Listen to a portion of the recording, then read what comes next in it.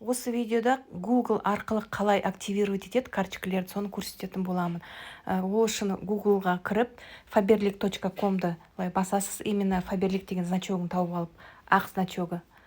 Содан кейін өзінің регистрационный номер покупателя и ключпен кіріп, личный кабинетке кіресіз.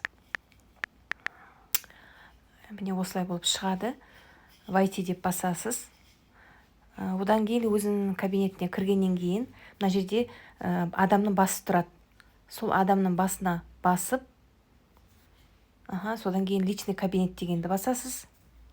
Содан кейін осындай неге шығады. Мына жерде үшінші тұрған карточки и купоны дегенге. Мына мега акция менде мысалы 25 штук бар. Сөйтіп, осылай мына жерде тұрғанды көреміз. Мына қызылмен жазып тұрған активировать бонусный карты деп тұрғандарға басып шығамыз, активировать ет. Одан кейін мына жерде бітіп қалғаннан кейін мына жерде раскрыть весь список дегенді басамыз да, қалған карточкалар көрінеді. Егер де сіз білесіз, мысалы менде 25 карточка. Соны мына жерде активировать деп басып шығу керек. Сонда активировано деп шығады. Одан кейін нені басыпсақ, келесіге өтесіз. Осылай бәрін активировать деп басып шығасыз. Ең соңында 25 купон шыққаннан кейін тексересіз. Мына жерде төменде список активированных карт деген бар, қызылмен. Соны басқаннан кейін өзінің карточкаларыңызге шығасыз. Міне осындай. Бәрін тексеріп шығу керек. Мына жерде доступно 1 штук, активировано 0 штук деп жазылып тұр. Значит, карточка қалып қойған. Соны қайтадан кіріп, активировать деп басып шығасыңдар.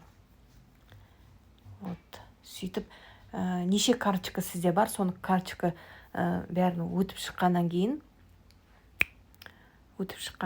бәрін басып тексергеннен кейін, дальше сөйтіп бәрін тексергеннен кейін список активированных картқа қайтадан кіріп, мына жерде қайтадан қараймыз. Мына жерде енді қандай товарға скидка бар, соның бәрін көруге болады. Бірақ та егер осы жерден қарамай заказ берген уақытта корзинада тұрады. Ол жерде де көрініп тұрады, неше карточка бар сізде. Мысалы, егер карточка қалып қойса, сол жерге қайтадан осы жерге айтқандай басып, қайтадан тексеріп шығамыз. Сәттілік тілеймін.